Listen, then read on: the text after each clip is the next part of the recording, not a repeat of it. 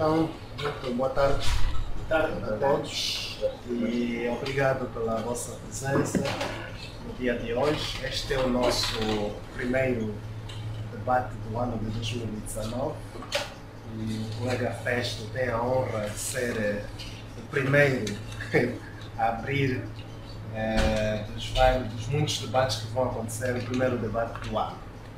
Isso é bom, meu irmão. Muito bom, é alguém de casa, né? Vamos abrir com uma pessoa de casa, não é?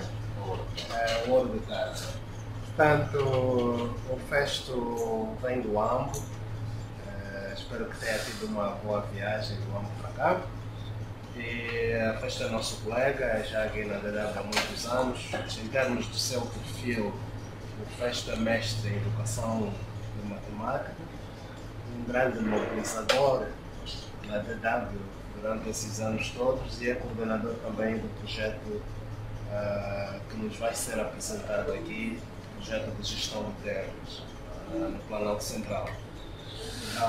O que nos propusemos apresentar hoje para o debate é um estudo de linha de base sobre proteção dos direitos e ocupação e uso de terras, e isto vem como parte integrante do projeto de gestão de terra que está a ser implementado em 3 municípios da província do Ambo. Eu creio que o Festo depois vai poder elencar de uma forma mais exaustiva isto que estou aqui a falar. Portanto, escuso-me de dar mais detalhes sobre isto. Dentre algumas questões que serão afloradas durante a apresentação do Festo, podemos dizer que vai ser apresentado algumas questões sobre a proteção do direito das comunidades, o conhecimento que as comunidades têm sobre a legislação fundiária, particularmente sobre a lei de terras, as medidas de conservação do solo, o nível de articulação entre os diferentes atores no processo de gestão de terras, etc, etc. Portanto, só para recordar ou mesmo dar a conhecer a alguns de nós, no âmbito daquilo que a nossa Constituição diz nos termos do seu artigo 15º, com a epígrafe terra, o seu número 2 diz que são reconhecidas as comunidades locais o acesso e uso de terras, nos termos da lei. Ora que a lei de terras também reconhece, não é? Há um reconhecimento da ocupação, da posse, do direito das terras, principalmente das terras rurais e comunitárias. Portanto, este projeto está dentro deste contexto constitucional e mais do que eu vou deixar a palavra ao Festo, que já conhece a metodologia do espaço, vai ter mais ou menos 30 a 40 minutos para fazer a sua apresentação e um outro momento para a discussão. Queremos também agradecer às pessoas que podem nos acompanhar online nesse espaço, têm a possibilidade de interagirem conosco e um bom início de ano para todos. Por favor, Festo mais uma vez. Obrigado e o chão é todo seu, como costuma dizer. Obrigado, colega Domingos.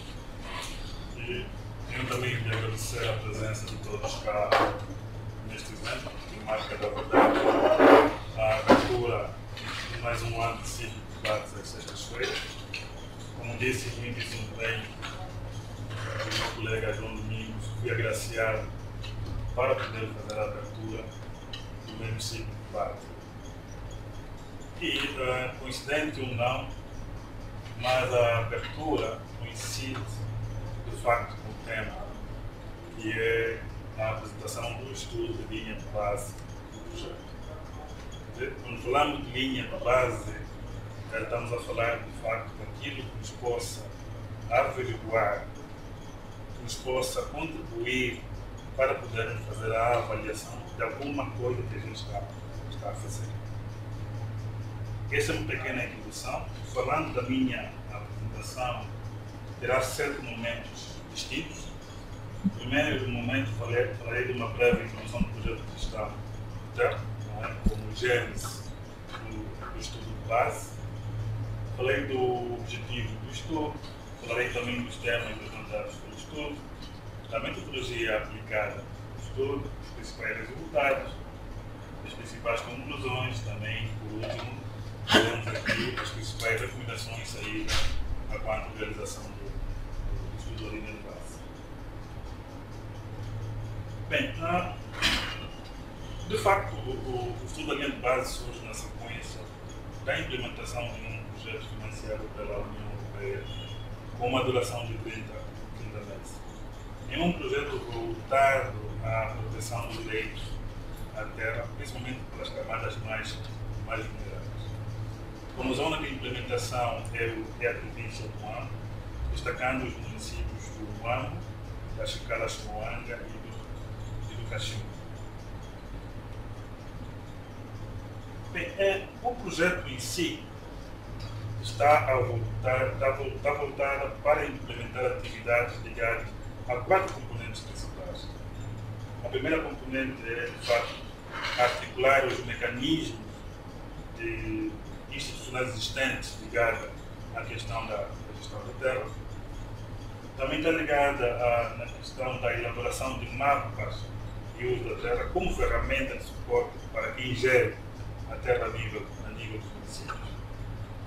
Também está voltada à adoção de medidas de conservação do solo. Nós pensamos que, de facto, se não forem aplicadas medidas de conservação do solo, a terra torna-se escassa e haverá mobilidade das comunidades. E isso também contribui negativamente para a segurança alimentar. E, por último, não menos importante, a divulgação do pacote legal. Veremos que, de facto, vários conflitos existentes nas nossas comunidades surgem, de facto, do desconhecimento enorme da própria lei da terra. O desconhecimento não é só por parte da comunidade, mas também é abrangente até ao nível daquelas pessoas que tomam decisão inerentes à questão da terra. O objetivo do estudo teve 2 direções, de facto. A primeira é averiguar, de facto, se aquela informação que nos motivou a elaborar o projeto é real ou não.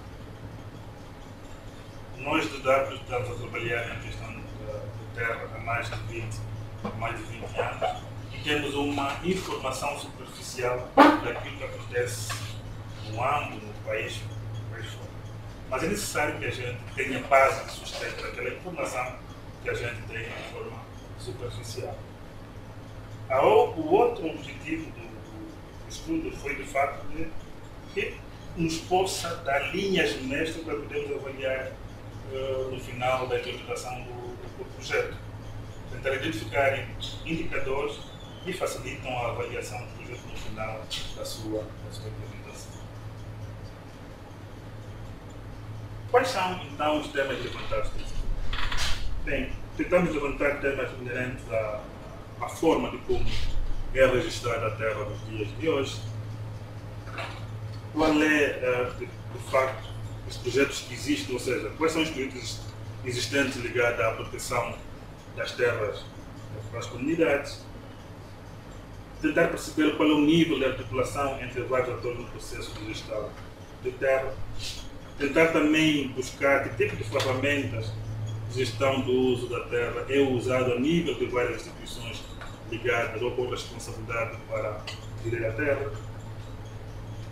Existência de espaços de liberdade nas comunidades, ditas fazendo, percebendo de facto qual é a percepção que as próprias comunidades têm com a existência de uma fazenda na comunidade ou próximo da própria comunidade. E ver de facto qual é o nível de conhecimento sobre a divisão fundiária a nível da própria comunidade.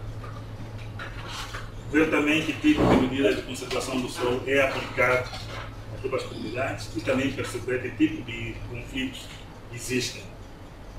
Quer dizer que o estudo baseou-se, de facto, nesses temas para poder, repito, sustentar a identificação de indicadores para podermos avaliar o nosso projeto no final da implementação ou no final do escrito da implementação. Como metodologia, o estudo foi bifocal.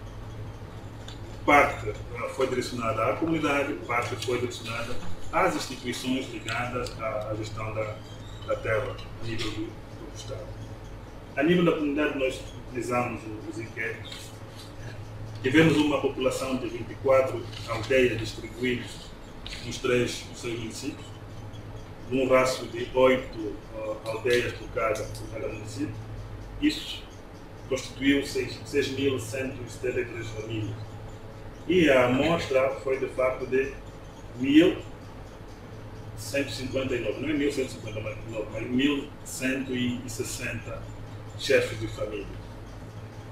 Bem, se a gente comparar a população e a amostra, vemos que a amostra é bastante reduzida. Nós também tivemos limitação financeira. O ideal para nós era tentarmos atingir mais de 50% da população. De facto, nós tivemos que reduzir os 53% da população, ou seja, a amostra ideal, para 35%, que nos deu 1.160, não 159 que nos está apresentado, mas sim 1.160. Por parte das instituições do Estado, como estão completamente identificadas, e o grupo-alvo era os representantes das distintas reparações que lidam com o ordenamento do território, então aí nós pegamos 1 milhão semi-estruturadas, com questões semi-estruturadas, e fomos fazendo perguntas aos técnicos das várias instituições do Estado.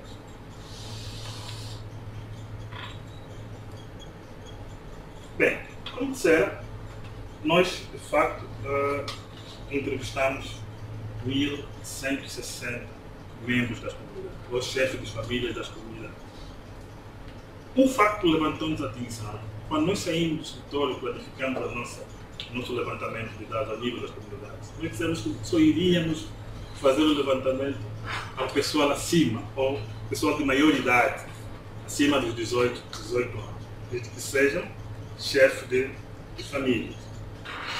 Mas, na verdade, encontramos pessoas com 15 anos, 17 anos, que eram chefes de família, mas que queriam também dar o seu contributo. E veja que eram 28 pessoas que eram chefes de famílias e estavam na idade compreendida entre 15 a 17 anos, o que constituiu 2,4%. Dos 15 aos 35 anos, nós conseguimos entrevistar 420 entrevistados, numa ordem de 36,2%. E o raço ou seja, a idade de 36 a 80 anos, nós conseguimos, que foi o maior grupo entrevistado, entre 740 pessoas, que constituiu 63,8%. Quer dizer, nas comunidades existem mais pessoas de 36 a 80. Nós também perguntamos, vamos saber, cadê a juventude? Muitos respondiam-nos que os jovens, chefes de famílias, foram para a cidade à procura de melhores condições de vida. Há um relato de uma senhora jovem, chefe de família, disse que o marido teve que vender a sua cabeça de gado para comprar uma motorizada e fazer o trabalho de mototáxi na cidade.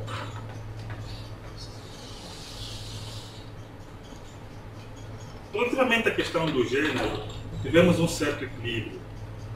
Veja que nós entrevistamos muito mais mulheres do que homens. 53% dos entrevistados eram do sexo feminino e 43% eram do sexo masculino. Bem, as mulheres entrevistadas dos 15 a 17 anos eram 24%. Nos dá a entender que existem casamentos precoces a nível das nossas comunidades. Dos 15 aos 35 anos, nós entrevistamos 227 mulheres, que corresponde a 37,12%. Dos 26 a 80 anos, nós entrevistamos 468 mulheres, que corresponde a 78%. A idade média das pessoas entrevistadas é de 58 anos. Aos homens, nós só conseguimos entrevistar 4, de idades compreendidas de 15 a 17 2017, que correspondia a 0,7%. Dos 15 aos 35 anos, nós conseguimos entrevistar 193, que correspondia de facto a 34,4%. De 26 a 80 anos, conseguimos entrevistar 462, que corresponde a 82,4%. Também a idade média era de 58. Como resultados ligados à forma atual do registro de terra, aqui importa salientar de que a terra, sob a responsabilidade do Estado, está dividida em duas, não é? Que é o terreno urbano e o terreno rural. O terreno urbano está sob a responsabilidade do registro pelas administrações municipais e aquilo que está estipulado por lei, depois de formalizar o cadastro, é enviado para o IGCA. Mas nos dias de hoje a questão ainda faz-se de forma isolada. Quer dizer que a administração municipal faz o seu registro de terra no meio unicamente urbano e armazena a sua informação a nível da administração municipal. Para o terreno rural, é de responsabilidade do IGCA. E o foco principal do IGCA nos dias de hoje, a nível das províncias, é, de facto, o registro das terras como propriedade empresarial, ditas fazendas. Procuramos saber o porquê, será que é para não estarmos falta de recursos, principalmente recursos financeiros. Quer dizer, se vem alguém da comunidade para fazer uma petição para obter um bloqueio de localização passado pelo IGCA, é quase impossível, porque a comunidade, conforme diz a lei, está isenta de pagamento de qualquer emolumento ligados à questão da titulação da terra. Por isso que o foco principal do IGCA está ligado essencialmente à questão da delimitação das terras empresariais. Mesmo no meio urbano, chama-nos a atenção que o registro de terra é feito sem na base de nenhum plano. O normal seria que o registro das terras seria feito na base de um plano diretor, ou um plano municipal de ocupação do solo. Mas é feita sem nenhum plano. Por isso que certa vez aqui procurou saber, por exemplo, entre o Ambo e Kaala há um conflito de terra. O que eu hei de fazer? A primeira questão que eu procurei saber é se aquele espaço em questão que fica no perímetro do Ambo Kaala é terra urbana ou rural. A pessoa que pediu-me orientação não conseguiu responder se era terreno urbano ou rural. Veja, quando isso acontece, dificilmente nós conseguimos fazer um enquadramento do terreno para dar uma determinada solução. O que devia nos dar, na verdade, essa resposta da diferença entre o rural e o urbano seria um plano municipal, intermunicipal ou mesmo de diretor.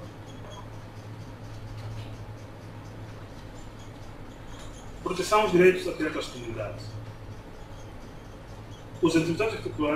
As entrevistas efetuadas por instituições como a administração municipal, o IGCA, o INOT e a Administração Provincial do Ordenamento Territorial, hoje que transformou-se em direção provincial ou gabinetes provinciais do Ordenamento Territorial das províncias, afirmaram não existir um programa efetivo de registro de terra ou um programa efetivo de proteção de direitos à terra das comunidades.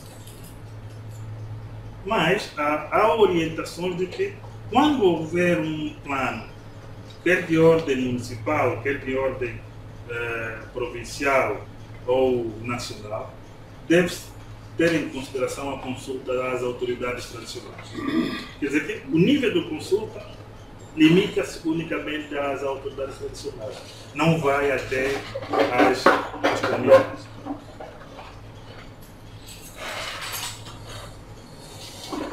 Focamos também nas comunidades,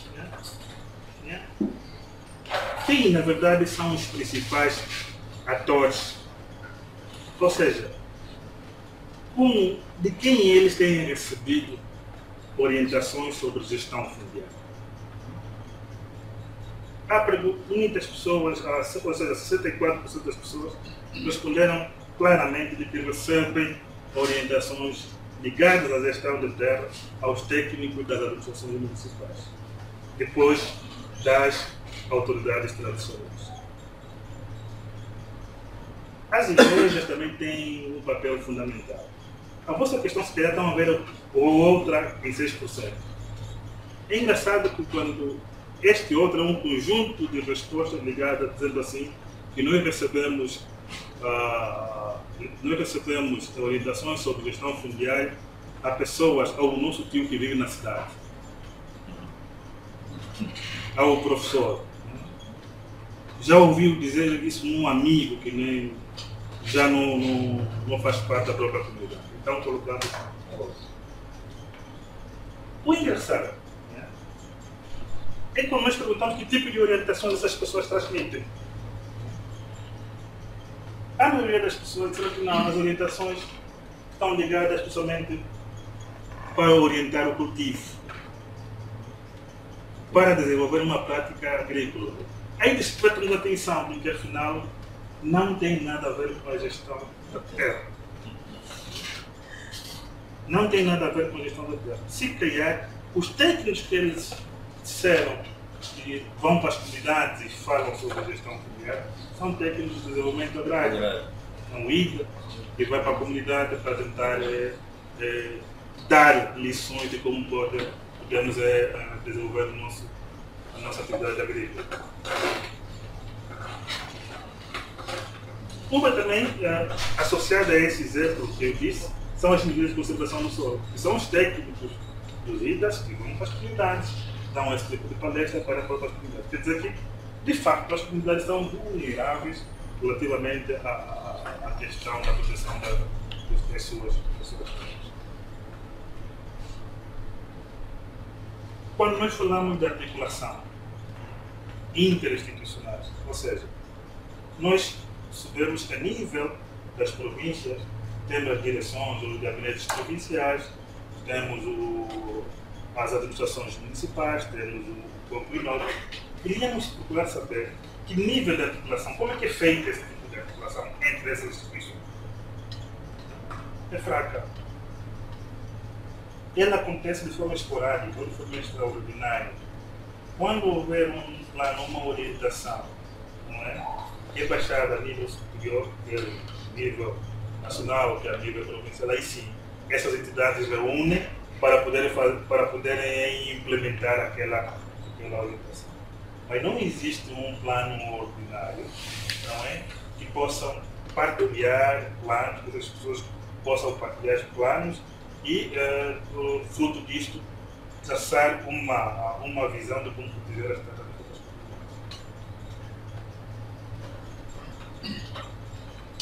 Porque no final diz, no ato de delegação, o IGCA consulta os governos nacionais e faz passar por via da rádio o petitor do requerente. Isto, nós temos estado a influenciar os nossos colegas do IGCA, no sentido de que não é uma prática ideal.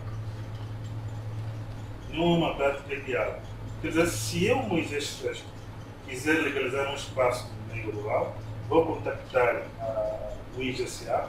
Lá o IGCA tem um monte de normas que é orientado, que será orientado ao Moisés Festo para poder seguir e entregar ao próprio IGCA.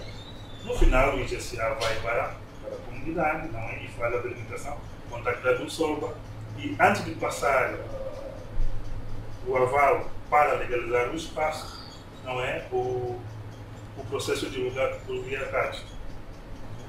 E o termo que eu utilizar na via rádio, nem toda a comunidade consegue perceber. Por exemplo, Moisés Festo quer legalizar o espaço no município do Caxiúme. O espaço é composto por 1000 hectares. A norte faz fronteira com o rio Puçaba. A sul faz fronteira com a árvore, não sei o quê. Alguns marcos visíveis e que possam servir de referência para a limitação. A comunidade não consegue perceber o que está a se tratar. Dificilmente vai tentar identificar que aquele espaço é da sua comunidade e não pode ser sujeito à titulação. Então, quer dizer que o nível de consultação poderia ser muito mais alto. Relativamente às ferramentas do controle de ocupação do solo, nós vimos que para o IGCA usa o ArcView e o quadro GIS, não é? Para poder criar a sua base de dados, fazer as suas delimitações e arquivar a informação. A Direção Provincial do Ordenamento Territorial usa normalmente o AutoCAD, o INOT, o ArcView. As administrações municipais, por via da implementação dos projetos anteriores, estamos a introduzir o STDM, o SAGIT e aqui o OpenTrade, que é um projeto muito anterior, praticamente há uns 6, 7 anos, que estamos a colocar na administração municipal, mas que ainda não é efetivo a sua aplicação. E o carcato que na administração comunal não utiliza nada. Não utiliza nada. Para mim me chama mais a atenção. Porque a entidade máxima que está muito mais próxima, a entidade governamental máxima que está muito mais próxima das comunidades são as administrações comunais.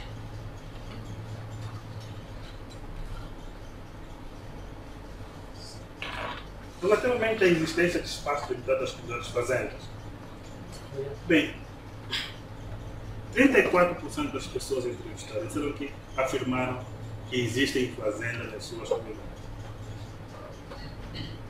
Quer dizer que, das 24 comunidades que a gente entrevistou, perto de 10 comunidades, não é? Estão dentro de algumas fazendas, ou têm fazendas próximas das mesmas. Destas fazendas, 46% obedeceram consultas. Quer dizer que, após sua implementação, o IGCA foi na comunidade e fez a sua consulta. O tipo de consulta é aquele mecanismo que nós já falamos anteriormente. 54% destas fazendas nunca obedeceram nenhum tipo de consulta. Nós podemos saber nas comunidades se, de facto, foram consultadas na altura da implementação das fazendas, acordaram e viram os marcos a serem colocados. Quem são, de facto, os proprietários das fazendas? Nós, quando fomos para a comunidade, pensávamos que, de facto, as fazendas pertenciam unicamente às pessoas fora da comunidade. Não. Há muitos espaços delimitados nas áreas rurais que são pertences de membros das próprias comunidades. Veja, 67% das fazendas pertencem a alguém que não é membro da comunidade. 33% das fazendas que foram identificadas fazem parte de membros da própria comunidade. Quer dizer que a comunidade cada vez mais, os membros das comunidades cada vez mais, sabem da importância da terra e estão a fazer exatamente as suas delimitações.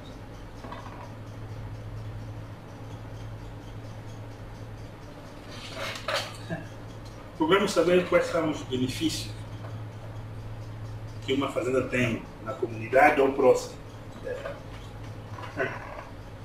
75% das pessoas responderam que não trazem nenhum benefício. 23% disseram que não, ainda oferecem algum emprego. 2% afirmam que facilitam nas trocas comerciais e também no escoamento de produtos. Aqui também é um pouco assustador, porque de facto as fazendas em nada têm ajudado para o desenvolvimento local. Porque 23% das pessoas que afirmam que trazem algum emprego e 2% juntos dizem que não é para escoar produtos e também para facilitar as nossas trocas comerciais.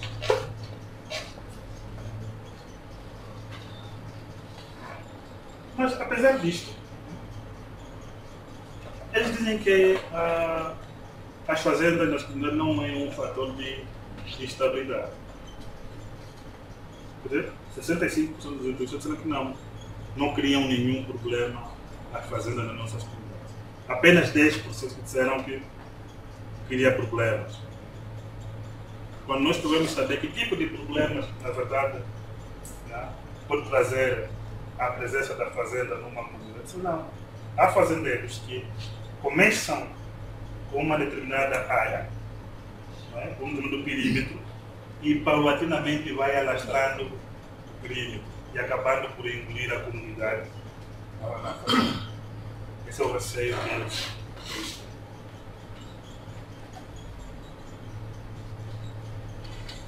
Bem, aqui falando, ou fazendo comparações entre municípios, nos faz espécie que o Muambo, por estar próximo da cidade, me parece que há mais relaxamento, ou seja, o próprio IGCA não dá muita facilidade para contactar as pessoas próximo do meio urbano. 39% das pessoas do Muambo disseram que não é que fazem, é que fomos na verdade consultar para instalar a fazenda. Acho que ela chegou a apresentar um número maior de pessoas que foram contactadas, seguidamente o cachorro. Quanto mais próximo da cidade, se calhar há pouco interesse, ou seja, há pouco motivo de engajamento por parte, ou seja, há pouco motivo de articular o engajamento por parte do poder local inerente à questão da terra.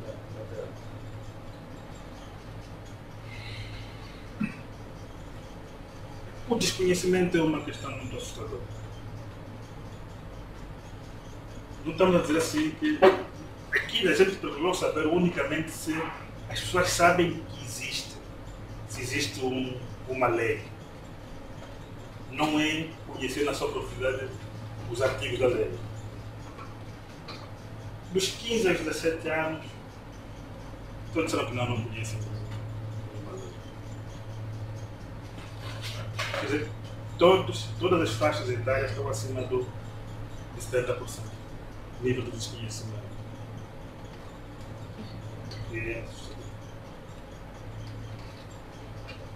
A relação entre homens e mulheres. As mulheres têm um nível de conhecimento muito baixo. O gráfico em vermelho representa as mulheres e o gráfico em azul representa os homens.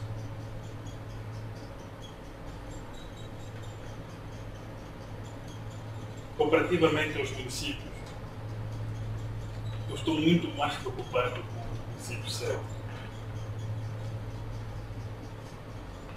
A gente vê que o gráfico no município certo, que é próximo da cidade, onde a informação facilmente a pessoa consegue obter, não é? O nível de desconhecimento é baixo. Para o município do Cachumbo, que é o gráfico em verde, à medida que a idade vai avançando, também o nível de conhecimento sobre a lei ou sobre a legislação fundiária vai aumentar. Aqui a reação de que o Muambo apresenta um nível muito baixo de conhecimento sobre a legislação fundiária. As fontes invocadas sobre o conhecimento da lei eram mais a rádio e as autoridades tradicionais.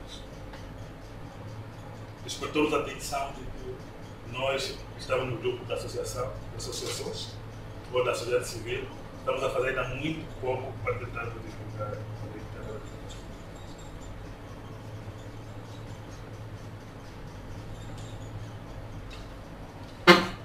Há toda a necessidade, há toda a necessidade de adotar medidas de conservação do solo nos terrenos que eles utilizam para a prática agrícola. Veja, apenas 28% disseram que não precisamos. Mas olhando pelas características do solo a nível da província, nós temos dito que é fraco, principalmente para o cultivo do milho. Nós precisamos de cultivar, preparar terras enormes para podermos colher 1-2 toneladas de milho em cada campanha agrícola. Aí a necessidade de a gente poder usar metodologias para a conservação do solo. Quando nós procuramos saber quais são os motivos para que nós possamos adotar medidas de conservação do solo, a resposta é melhorar a colheita. Melhorar a colheita e continuar a cultivar no mesmo terreno. Evitar, de facto, a mobilidade rural. Porque aquilo que nos passa despercebido é, de facto, o empobrecimento do solo. Nós sabemos que a fonte primária da alimentação a nível das comunidades rurais é a agricultura. Quando o terreno não favorece para a prática da agricultura, a família na comunidade é obrigada a procurar outros espaços para poder avançar com a sua atividade agrícola. E isso, de facto, motiva para que a terra seja cada vez mais escassa.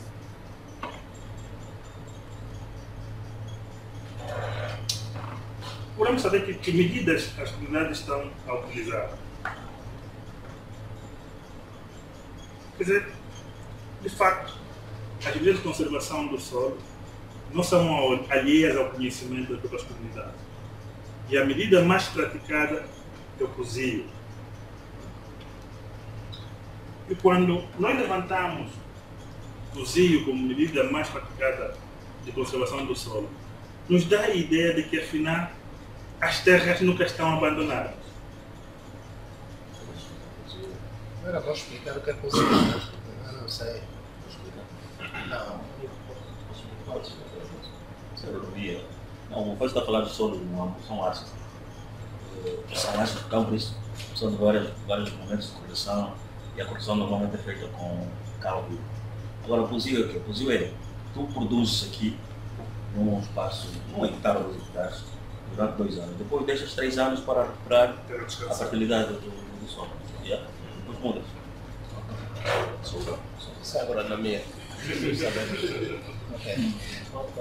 Isso de facto nos indica de que nem toda a terra que não está sendo cultivada está desocupada.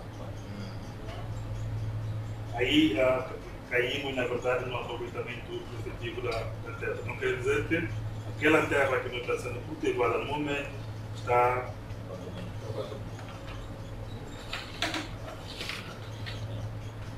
conflitos. Os 3 municípios do município de Cachorro é o mais conflituoso.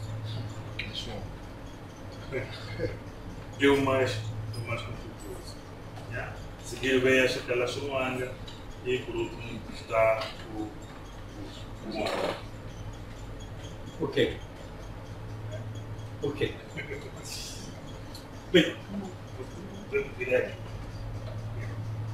Os tipos de conflitos, para responder, os tipos de conflitos que a gente conseguiu identificar são aqueles que fazem parte ou que são envolvidos membros da mesma comunidade, não é? Da mesma família, herança, não é a mesma família, é a mesma comunidade. A comunidade, ok.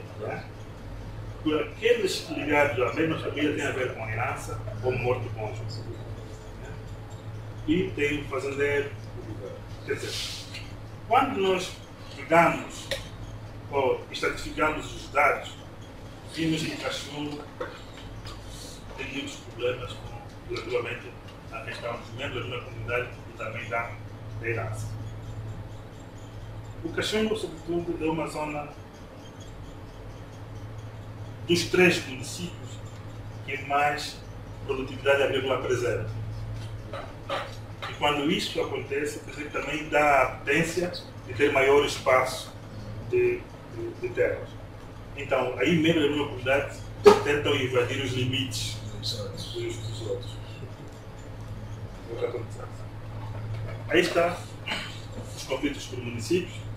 Não é? Vimos que o Cachorro, como disse, é o mais conflituoso e que a natureza do conflito é, na verdade, também da mesma família. Os recursos para a resolução de conflitos têm sido as autoridades tradicionais. Muito cuidado. Aqui, nós dissemos que os conflitos maiores, né, que surgem são inerentes aos membros da mesma comunidade, a herança, a morte cônjuge. Mas estes 3 têm menos impacto do que os conflitos ligados aos fazendeiros com o governo.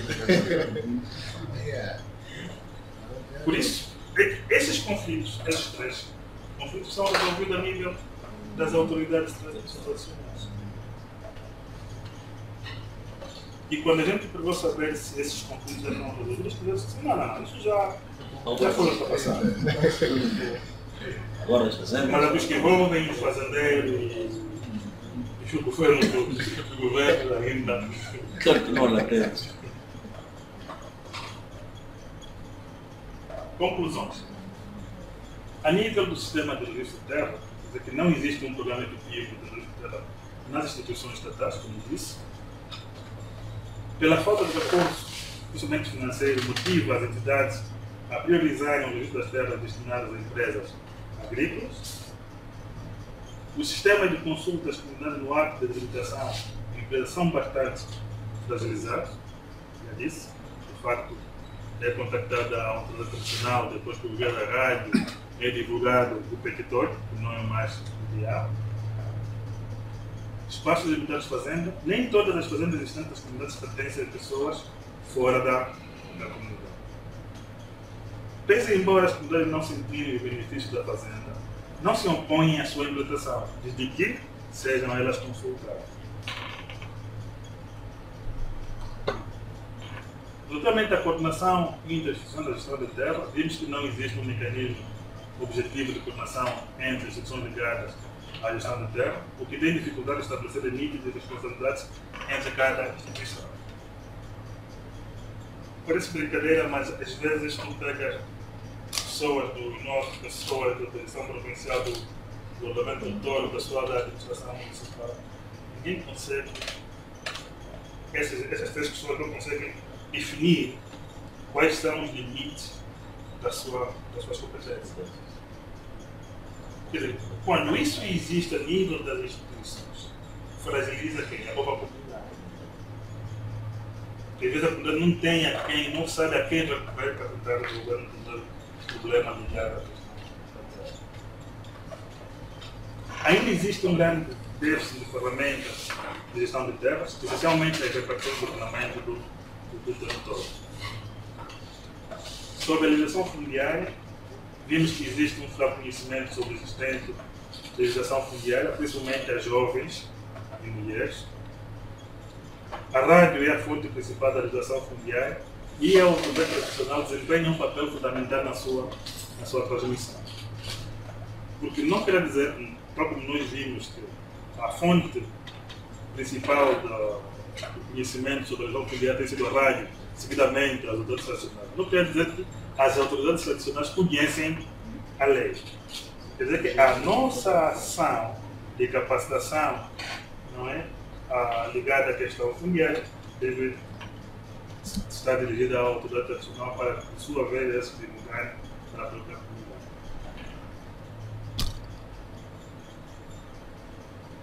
Medida de conservação do solo.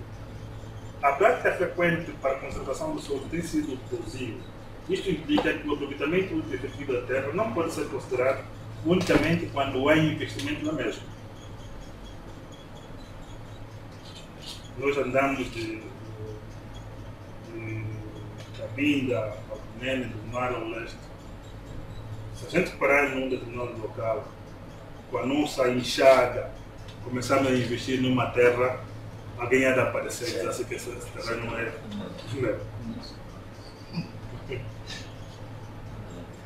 Por isso a questão da terra livre, a existência da terra livre é muito subjetiva. A permanência da comunidade, a não mobilidade, depende das propriedades físicas e químicas oferecidas pelas terras destinadas à agricultura. O nosso humano Samuel explicou muito isso bem. Quanto maior for rica a terra, maior será também o convite de permanência daquela comunidade na sua zona geográfica. Relativamente aos conflitos, existem conflitos na comunidade? Existem. Não há nenhuma comunidade que vai dizer que nunca teve conflito. Existem conflitos na comunidade. Mas apesar da maior prevalência do tipo intracomunitário, esta tem menos impacto comparativamente com aqueles que envolvem agentes fora da comunidade, naturalmente os fazendeiros e o governo. O desconhecimento da lei de terras por parte das comunidades incentiva o surgimento do conflito de terras entre famílias, das comunidades e agentes externos. Quando fomos convidados para fazer a apresentação no Fórum Nacional Urbano, nós afirmamos que o termo Estado, só o termo Estado, como proprietário originário da terra, já é conflituoso. Porque muitos de nós aproveitamos essa designação de Estado para tentarmos acaparar os terras comunitárias. E colocamos na mente das pessoas que o Estado é nosso inimigo. É como se fosse, eu tenho dito várias vezes, que fosse o sistema dos nossos bancos. O sistema fora. Quer dizer que nós não temos sido convenientemente capazes de podermos explicar o que significa essa entidade de Estado. E colocamos a nossa comunidade numa situação muito fragilizada, mas muito fragilizada. As nossas comunidades pensam que não fazem parte do próprio Estado. Quer dizer que nossas comunidades várias vezes pensam que o Estado é uma nova forma de colonialismo, é um neocolonialismo.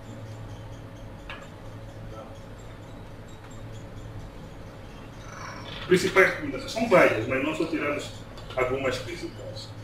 É importante desconcentrar o papel do IGCA no processo de registro de terras, envolvendo sobretudo as administrações locais, autoridades tradicionais e associações. Já recebemos várias vezes relatos vindos das administrações municipais, no sentido de que o IGCA sai da província, do centro da província, vai para as comunidades sem consultar a administração municipal. Mas quando há conflitos de terra nas comunidades, as comunidades não dirigem-se ao IGCA, vão para as administrações municipais. É importante considerar a maioridade na legislação fundiária pelo fato de que muitas zonas rurais verificarem chefes de famílias com idades inferiores a 18 anos.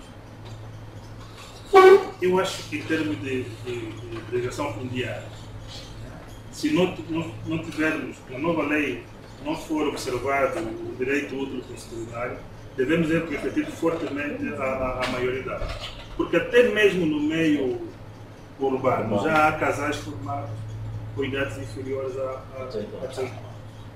A lei permite. O papel das ONGs na divulgação da lei deve ser reforçado, principalmente em ações ligadas a capacitações dirigidas às autoridades tradicionais e técnicas das administrações locais.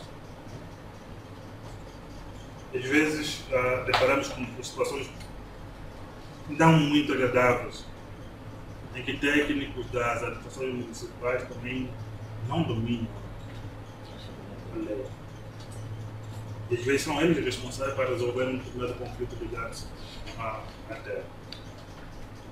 É necessário criar programas específicos de proteção à terra, lei de terra, dirigidos às mulheres, pelo facto de ser um grupo vulnerável por via das práticas culturais. Uma das vias deveria ser a introdução do nome da esposa no registro ou mesmo título de terra. Nós às vezes falamos do direito útil constitucional como um princípio que protege todas as comunidades. Por outro lado, também dissemos que as práticas culturais não ferem com a mulher. Quer dizer, é contrassenso. É contrassenso. Porque em várias comunidades, as mulheres não têm direito ao acesso à terra. Então, devemos desmistificar isto, para tentar ir para as nossas comunidades, até mesmo para os órgãos locais do Estado, no sentido de que deveríamos criar programas para a salvaguarda dos interesses das próprias comunidades.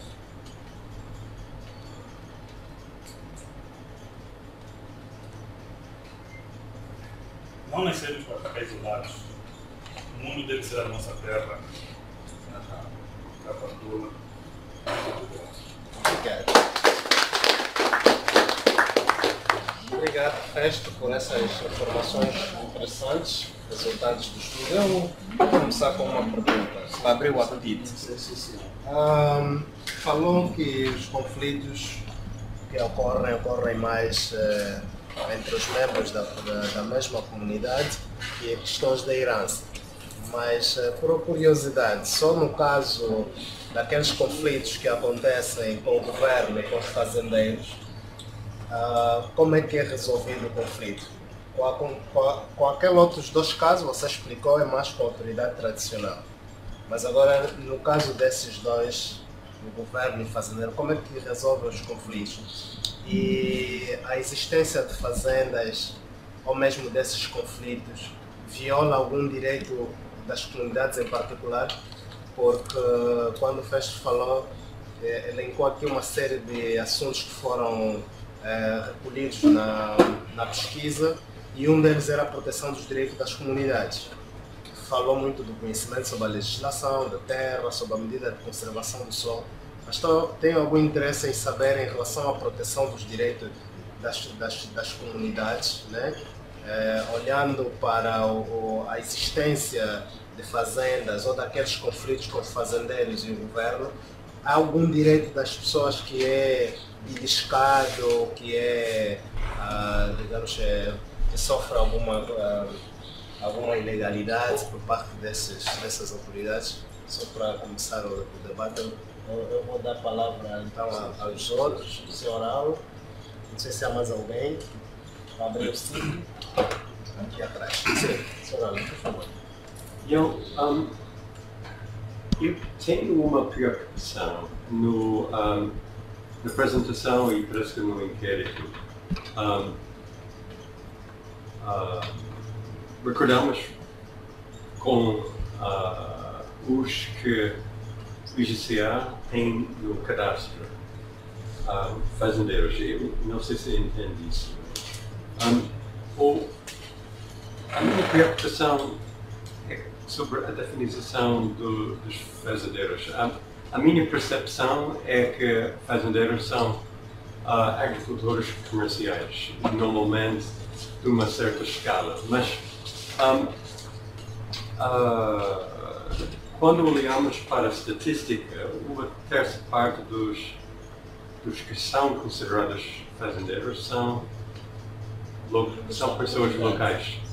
Estes são verdadeiros fazendeiros ou são camponeses?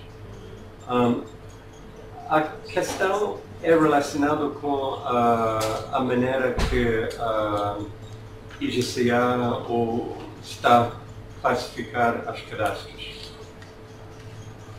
Nós temos um pequeno número dos ocupações costumárias, comunitárias, que foram mapeados no projeto anterior. Mas eu quero saber se todas as ocupações consideradas fazendeiros são de facto agricultores comerciais ou algumas delas são de facto camponeses.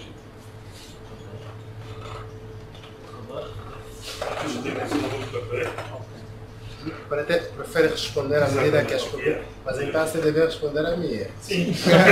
É melhor deixar já uma terceira e depois vou abrir um outro ciclo. Responde, ok? Por favor, deixa só. Pode ir apontar as questões. Eu tenho um contributo e uma pergunta. O primeiro contributo tinha a ver com. Falou muito bem sobre o registro. Eu sou jurista e ex-estagiário da Rodave. Fiz o meu estágio em Benguela e acompanhei uma cooperativa, o ATOC, no município de Bilbao, também fiz um estudo de MPS sobre concessão de direito fundiário. Da apresentação fica uma dúvida quando falou relativamente ao registro. O IGCA e a lei não concede direitos fundiários, não é? O registro que o IGCA faz é, de facto, um dos processos para a concessão do direito fundiário. E a minha questão é relativamente a este registro que fala do IGCA. refere-se ao registro para os cadastros do IGCA ou o registro, porque a nível do direito o registro é a última fase. Nós temos a concessão de um direito, que neste caso é o direito fundiário, e depois o titular deste direito deverá registrar na Constituição. A minha questão é, nesse estudo, quando se refere ao registro do IGCA, refere-se a quem? O meu contributo relativamente à problemática que levanta sobre o Estado enquanto titular do direito fundiário é percepção pessoal. Eu, enquanto estudante, trabalhei numa investigação quanto a este tema. Eu entendo que, porque a ideia de Estado comporta 3 elementos: o povo deve ser o primeiro, a terra deve ser a primeira, o povo deve ser o segundo e o poder político. O poder político, é óbvio, resulta deste contrato social. Não pode ser, a nenhum momento e em nenhum lugar, titular da terra. É, no entanto, o povo o verdadeiro titular da terra. Agora, o poder político surge para a gestão deste direito fundiário, para não ser arbitrário. É de facto este meu contributo e ao longo do debate teremos Fecho. Agora sim. Passo a palavra. De facto, relativamente à questão da resolução dos conflitos, os conflitos envolvidos, agentes do governo e fazendeiros, normalmente esses, a nível da comunidade, são encaminhados para a administração, para administrações municipais. Independentemente da sua natureza, às vezes são mesmo encaminhados para os órgãos de justiça. Eu concordo plenamente que, quando nós estamos a falar de fazendeiros, estamos a falar daquelas pessoas que fazem da fazenda a sua profissão. O que nós vemos às vezes é o churrasco sai da cidade para ser comido na fazenda. Seria o contrário. Não é? O churrasco deveria sair da fazenda para ser devorado na cidade. O que se passa aqui é, estamos a falar de fazenda de perímetros delimitados. Perímetros unicamente delimitados, mas às vezes não explorados. O registro que estamos a falar, de facto, quando nós falamos da legalização dos espaços, o registro deve ser a última fase. Mas o que se passa como papel do IGCA é sob sua responsabilidade de instrução do processo. Quer dizer que, para a legalização de uma terra ou de uma fazenda que está localizada no meio rural, não é? Aí é sob responsabilidade do IGCA para instruir o processo e depois, mediante a sua dimensão, é encaminhado ao órgão competente para homologar a titulação. A minha preocupação era só ligar o termo registro ao IGCA, para não ter essa ligação. Quando nós estamos a falar de registro, estamos a falar de, tal como o Solano falou, não é de criar um cadastro de ocupação do solo. Quer dizer que, à medida que o IGCA vai tentar limitar os espaços para fazendeiros ou mesmo para outras comunidades, não é, cria já o seu cadastro de ocupação do solo.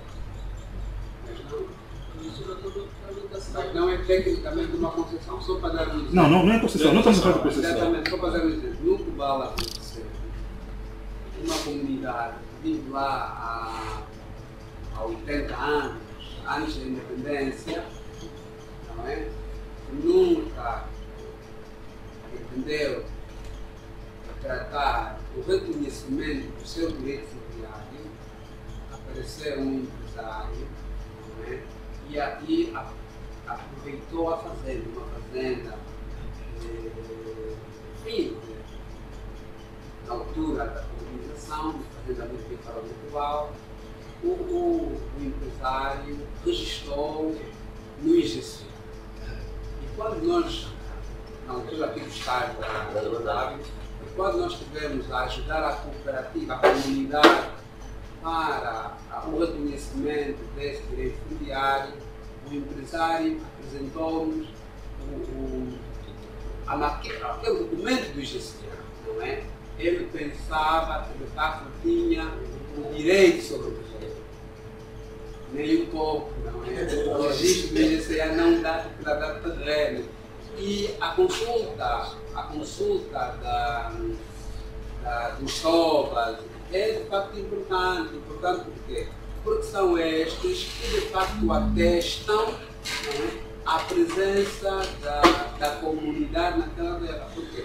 Porque os direitos fundiários, a diferença, já disse muito bem o domínio do conceito fundiário, a diferença deste direito fundiário é que o Estado não entrega, não concede. O Estado reconhece a um povo que vive lá já há 100 anos, há 80, há 90 anos. Então é mais ou menos isso. E esse processo ainda está em curso. Olha, esse estudo de caso que tu estás a mencionar acontece por Ambo, por Benguela, por BA, e não estou quase enganado se não acontece por Angola dentro. O que aconteceu no passado é que havia, de facto, marcos, depois de 85, foram deixados marcos que indicavam os limites de fazenda. E esses marcos também estão registrados no IGCA, ou estão cadastrados no IGCA. E as pessoas, não é? Muitas das pessoas que aí vivem, que aí foram construindo as suas casas, foram antigos funcionários das mesmas fazendas. E as famílias foram alastrando.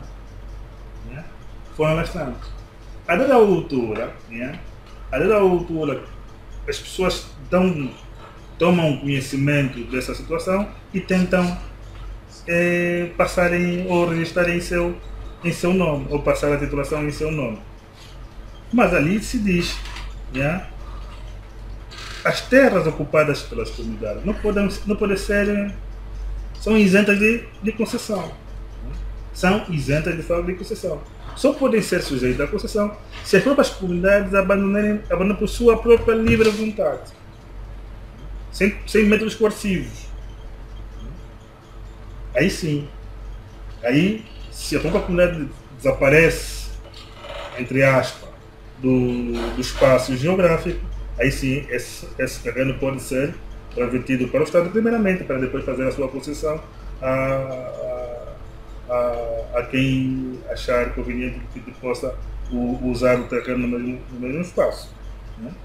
Agora, nós temos passado a informação nas comunidades de que não devemos, mesmo com o título de reconhecimento do domínio útil constitucional, não podemos fazer forcing, ou seja, fazer pressão de que não possa estar instalada a fazenda naquele coletivo.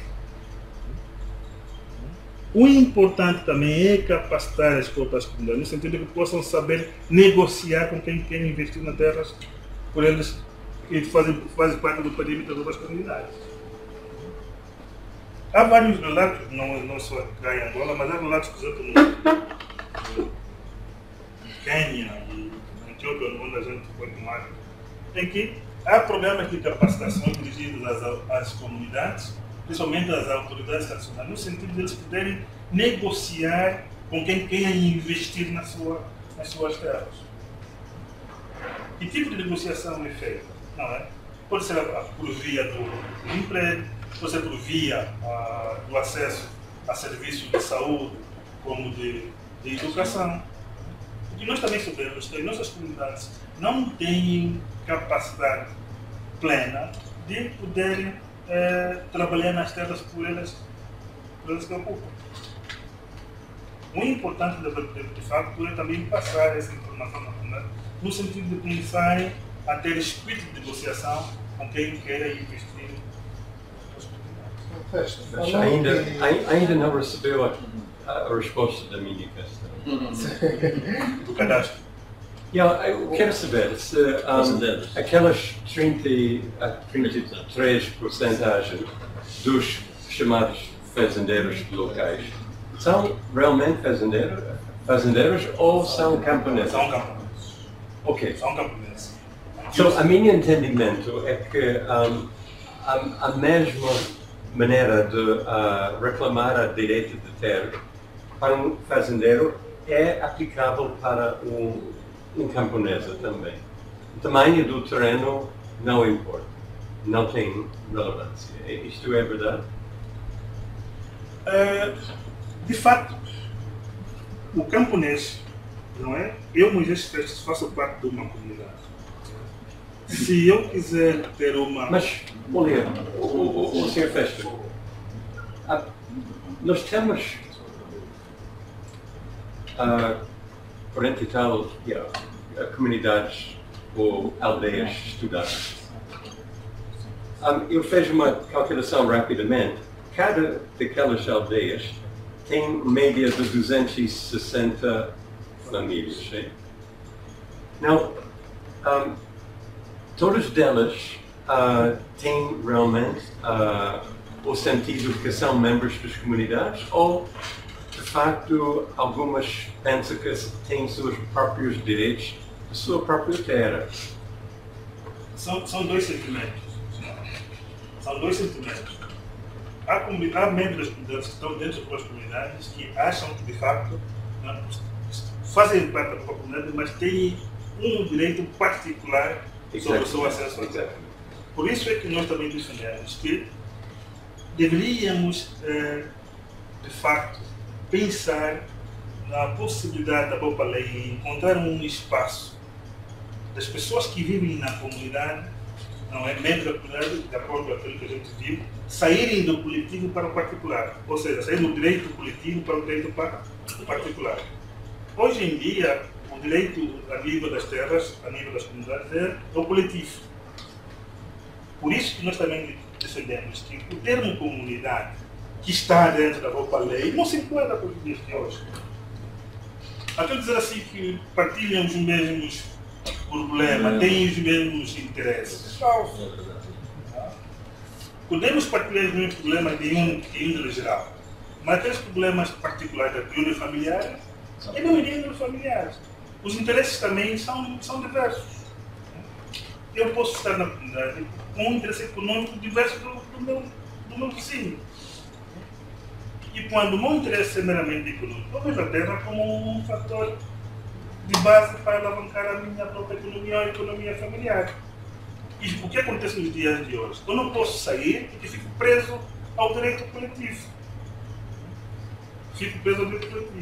E, aliás, eu estudo, esses 33% de pessoas que são da comunidade e têm suas fazendas, enquadram-se perfeitamente nisto.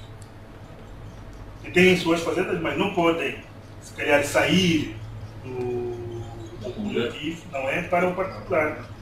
Se saírem do coletivo para o particular, aí sim já é enquadrado para tentar um processo diferente. Já não é um processo completamente grátis, tem que ir para o processo empresarial. E os valores são muito mais altos.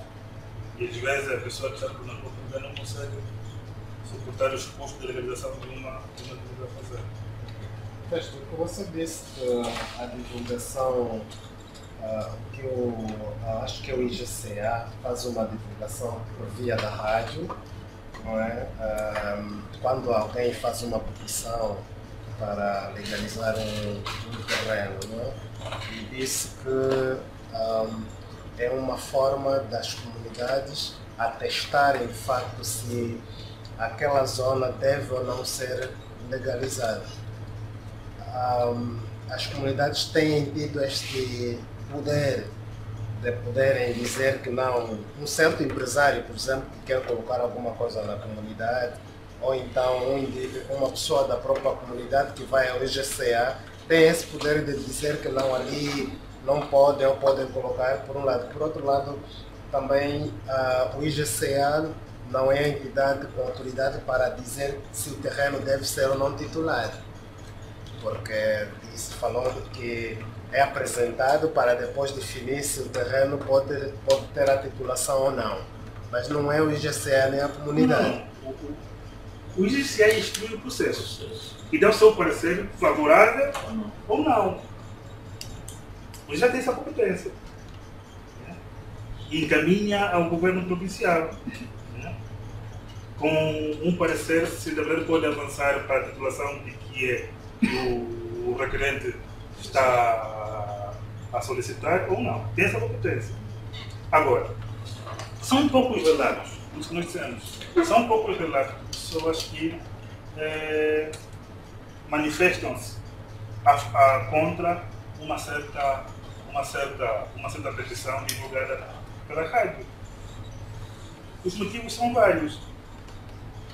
Um dos motivos que eu disse, às vezes, é a linguagem que é utilizada na divulgação desta petição.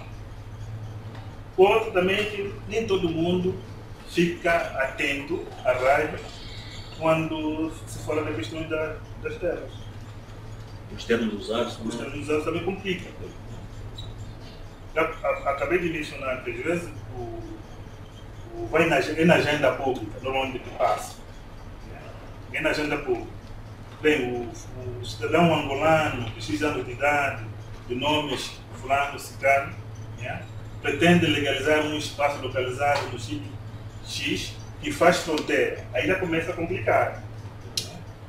Que faz fronteira a norte, ao sul, a norte com o rio Ciclano, ao sul com um caminho sem identificação. E vem assim, com um caminho sem identificação. A sul com a aldeia Ciclano. Só esses tipos de coordenadas geográficas que constam no programa de localização elaborado pelo Corpo Eclesial já complica toda a comunidade. Então, assim, são poucos relatos de manifestação da comunidade que vai contra o avanço do registro ou da direção do espaço regular. Quer dizer, aí a necessidade de fortalecer o mecanismo de consulta por parte do Judiciário e envolver, sobretudo, agentes da administração municipal, não é? E técnicos da Estação de Desenvolvimento Agrícola.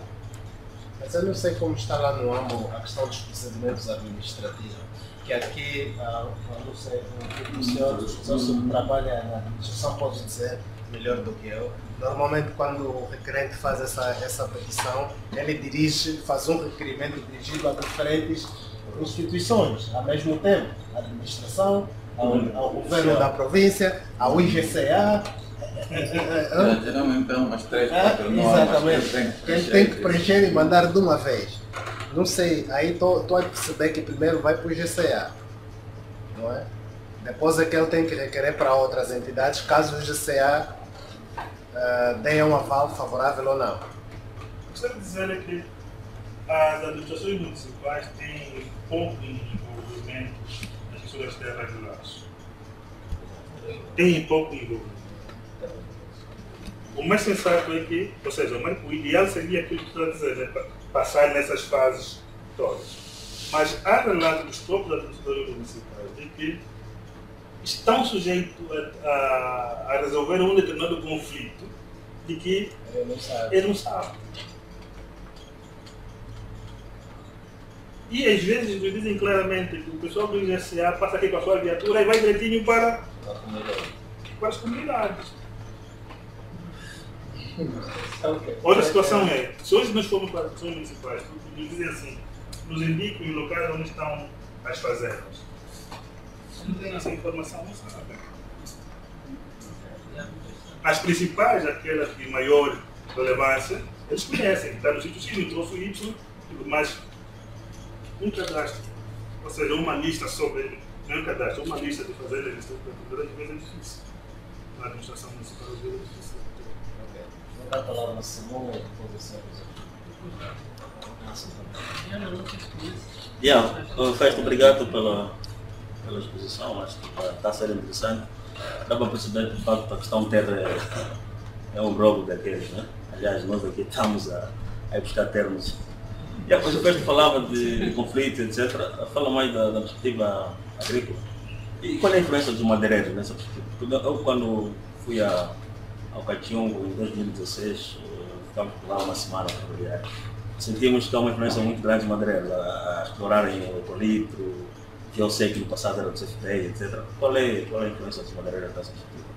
Por um lado. Por outro lado, queria perceber, foi no Cachimbo também onde, em 2017, o Presidente da República, na campanha agrícola, deixou um desafio. Era nessa perspectiva mesmo das terras comunitárias e não sei o que. Eu queria perceber se há algum movimento, se bem que também na intervenção do Fecho já deixou implícito que pronto, as questões ainda parecem, continuam a titubear, não avança e nem recua. Mas queria perceber se há alguma movimentação daquele desafio que o Presidente da República deixou, e foi mesmo no âmbito de fazer um levantamento das terras e tudo mais, para começar a nossa discussão. Sim, já fizeste. A parte agrícola. Queria fazer algumas perguntas. Eu chamo-me autorizador, sou arquiteto de profissão, interessa-me essas questões de defender, gestão urbanística. Na verdade, atualmente as administrações municipais têm direções municipais de gestão urbanística, mas aqui é o urbanismo no sentido largo, porque o conceito de urbanismo pode passar a ideia da pena do urbano. Na verdade, não sei que o Ministério do Urbanismo agora passou a ser o Ministério do Ordenamento do Território. Na verdade, o Ministério do Urbanismo é o órgão central na concessão, e está como estava a dizer aqui, é o órgão central na concessão dos terrenos, quer urbano, quer rural, que saem da competência dos órgãos da administração local do Estado. Hoje, existem direções municipais de gestão urbanística, urbanismo e cadastro. Porque é bom lembrar que, à luz da Lei 15/96, foram extintas, e no fundo foram extintas as direções provinciais. Não há direções provinciais no país. Há gabinetes provinciais e esses gabinetes não são órgãos executivos. Isso ainda está difícil. Está difícil compreender isto. Né?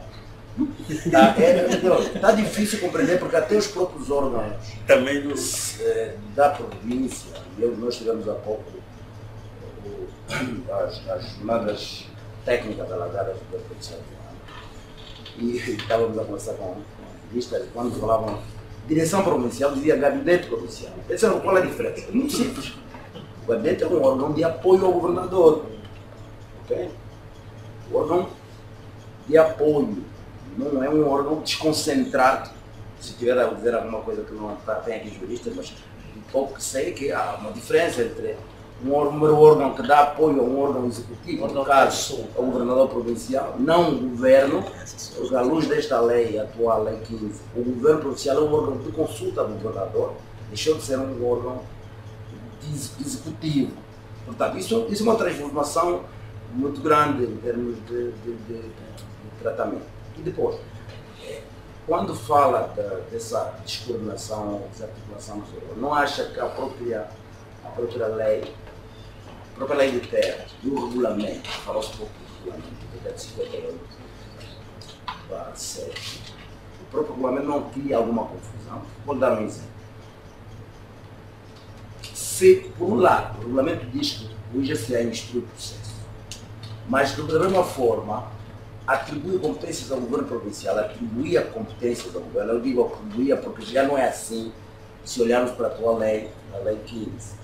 O governo provincial para conceder terrenos, por exemplo, direitos de superfície para terrenos rurais, e a lei de terras, é curioso, ela começa o direito de superfície para terrenos, primeiro diz rural, depois é que diz urbano. E eu estou plenamente de acordo com o doutor quando fala da má compreensão da lei. De facto, quando eu entendo, há pouco tempo que estive a trabalhar na agricultura, quando nós falamos em direito de superfície no Campo Negro, porque Viana tem uma zona rural, tem Calumbo, tem Bazan Calumbo, etc. Caquila. Isso não, isso direito de superfície é só para terreno urbano, quando a lei, na verdade, começa com direito de superfície, pode ser construído para terrenos rurais ou urbanos, quer dizer, ou periurbanos, quer dizer, quando a gente vai dizer urbano, diz sim, exatamente, ou periurbanos, para incluir este ponto. Eu acho interessante esta questão do aproveitamento efetivo, sobretudo no Ministério Rurais, porque de facto a lei, ao considerar que não há aproveitamento no para 3, 5, 6, 3 anos consecutivos sejam ocupado, pode dar a extinção de direitos, se levanta uma questão, e quando fala Sim. Positivo, o facto de levantar uma coisa. Isto não devia ser um aspecto a rever na questão do. Portanto, há uma questão na reforma da própria legislação fundiária, devia ser algo a rever.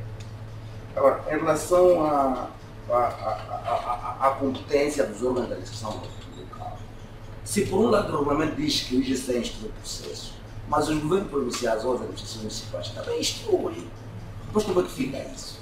Ou seja, porque, e disse muito bem, uma coisa é a demarcação, que é da competência do IGC, e a lei não explica em que momento, como é que o IGC se desdobra e como é que ela se relaciona. O próprio regulamento não diz. Eu trabalho há algum tempo na administração. Nós, por exemplo, aqui em Luanda, nós não sentimos o IGCA, a não ser nos processos cuja dimensão transcende a competência da administração. Atenção, que a lei de terras diz que os governos provinciais, isso transferido agora para as administrações, porque com esta transferência de competências, isso passou para a administração municipal, os terrenos rurais vai até 1000 hectares. Ora, se o administrador municipal, estou a falar agora já no âmbito da situação atual, ou então podemos falar do governo da província anteriormente, você pode conceder 1000 hectares. Quantas pessoas na comunidade que têm mais de 1000 hectares e que precisam de ir ao Ministério? Essa é a questão. Por que é que os governos provinciais não assumem? Porque, portanto, estamos na sede do direito público, aqui há o princípio da legalidade. Ou é ou não é. Aqui eu fico com a precisão de que o IGCA tem que se clarificar o papel do IGCA, porque a instrução processual em matéria de direito fundiário também está nos governos provinciais e nas administrações municipais. Por exemplo, a direção que eu estou, a direção de gestão urbana, uma das competências é mesmo instrução de processos para a constituição de direitos fundiários. Como é que isso se relaciona com o IGCA? E como foi bem dito, esta instrução tem fim último a concessão ou o reconhecimento, no caso das comunidades rurais. Embora, de fato, existam poucos exemplos, pelo menos cá, de reconhecimento. Aliás, foi criada agora uma comissão, né, que vai tratar da questão do reconhecimento das comunidades. A questão da maioridade. A maioridade ela pode se atingir por emancipação. Né? Se o indivíduo se casar, o problema é que também do lado, não sei se o indivíduo tiver união de fato. Se tiver união, isso é uma provocação. Se ele tiver união de fato, se ele tiver menos de 18 anos, a menina tiver 15 anos, e essa união de fato for reconhecida, ele tendo a maioridade não é capaz de adquirir direitos, não sei. Isso é algo que podemos discutir. Agora, isso é uma particularidade. É uma particularidade. Agora, claramente fica aqui a ideia, e concordo, a questão de olhar para esta questão de comunidade. Eu estava aqui a comunidade, porque quando nós temos um exemplo em Guiana, que há uma comunidade que foi adquirida no terra. Quando fala de negociação, essa é a última questão. Quando fala de poder negociar, à luz da atual lei de terra, como é que fica isso? Porque o título de reconhecimento do domínio concessionário é atribuído a uma coisa e ela é intransmissível. Sendo ela intransmissível, como é que ela vai negociar? E com esta apetência para o urbano, que tende o asfalto, que tende o betão, que tende a aumentar cada vez mais. Então, terá estas questões e também esta questão polícia. Ok, não sei. Festo, não se preocupe. Muitas delas foram contribuições. Sim, Nós também vamos fazer uma contribuição. Eu sou Nelson Paulo, estou muito satisfeito com esse debate. Dá-se uma áurea de civilidade. É saudável, é uma pena que a imprensa não está com esse debate. Não vais agora usar o termo pessoas morais e urbanas. Não, no sentido de que ele tem utilidade pública, o alcance devia ser maior. Nós somos privilegiados por estar aqui. O desafio tem que ser defender direitos. Mais pessoas deviam ter direitos. Mas eu estou muito interessado também em saber a resposta do Samunga, né, em relação à produção agrícola, porque penso que muitos problemas urbanos, né, estão confinados à nossa capacidade, sobretudo, de produção de alimentos. E melhorar a gestão das terras rurais, eventualmente vai também concorrer não só para termos mais produção de alimentos, inclusive também para diminuir a pressão do êxodo rural. Né? Êxodo rural ou urbano, como é que se diz? Rural, né? Só quando sai das zonas rurais para as zonas urbanas, né? Êxodo rural. Isso é efetivamente importante. Outro elemento, essa coisa do Quênia também é importante. A experiência que coloca do Quênia, que as comunidades, não obstante falo do arquiteto, que elas estão a desenvolver competências de negociação para a utilização das suas terras, eu penso que é importante. Mas também, de uma maneira geral, como africanos, podemos ser um bocadinho mais relevantes no nosso sonho. Por exemplo, quando se fala de Moçambique, eu tive a oportunidade de estar em Moçambique. É verdade que tem muitas coisas conseguidas, mas a realização dos direitos das pessoas também ainda está muito aquém do desejável. Então penso que nós devemos pegar aqueles países em África que avançaram um bocadinho mais, mas juntar forças para avançarmos muito mais ainda. Né? Não sei se me faço entender em relação a isso. Entendo que cada vez mais, se nós quisermos avançar com mais celeridade, tendo o quadro dos objetivos de desenvolvimento sustentável, avançar com celeridade de forma segura, vamos cada vez mais apelar à conjugação de esforços com os outros povos. Porque percebe-se que nós, em sede de boa verdade, avançamos no discurso teórico sobre o que é isso de Estado, mas a nossa capacidade de materializar a concepção de Estado ainda é muito fraca. Para nós conseguirmos essa celeridade, é desejável que unamos forças para recuperar o passivo. E aqui um ator importante é a coisa de educação de adultos. Né? A nossa direção de educação de adultos ainda é muito fraca. E ela podia ganhar forças para ela ajudar, como cidadãos, a exercerem uma cidadania mais competente. A educação de adultos podia nos ensinar como é que nós seríamos cidadãos mais competentes diante dessa nossa incapacidade de fazer uma gestão mais conseguida das nossas terras, mas também ajudar quem está nas vestes de governante a também exercer melhor essa sua responsabilidade. Portanto, esses são os meus pontos de vista. Muito ansioso para ver como é que está aí a nossa produção de comida. Vamos lá, festa então. Tens a bola novamente do seu lado. Podes jogar do jeito que quiseres. De facto, Samundo, nós também ficamos completamente preocupados com o desflorestamento que aconteceu naquele perímetro que liga Chicalaxulanga e Cachoeiras. E, de facto, também ficamos desgastados quando tomamos conhecimento de que a administração municipal não foi tida nem achada no processo. Qual é o impacto que está a ter? Nós sabemos que aquele perímetro era um local de alta produção de mel e que as comunidades que viviam na cercania daquele perímetro não é, produziam mel e sobreviviam de facto da venda do mel. Tenho conhecimento de que naquele perímetro existem até cooperativas ou associações ligadas à produção de mel que hoje em dia estão a lamentar pela fraca produção, pelo facto de que já não existem mais árvores que possam sustentar a existência das abelhas. Mas eu também fico feliz porque existe um plano levado a cabo pela uma empresa de floresta ligada ao ramo da floresta que está agora a povoar, não é? Somente com eucalipto naquela zona. Isso também é semelhante ao Puima, semelhante àquele período do Puima. Se tu vai lá hoje, quase que choras, porque aquilo era uma mata fechada. Só para ter ideia, na altura, nós passávamos lá em plenas 12 horas, mas aquilo aí estava completamente escuro. Mas hoje está completamente devastado. Esse é o impacto negativo, de facto, porque o processo de florestamento não acompanhou, na verdade, não foi acompanhado com um processo orientado.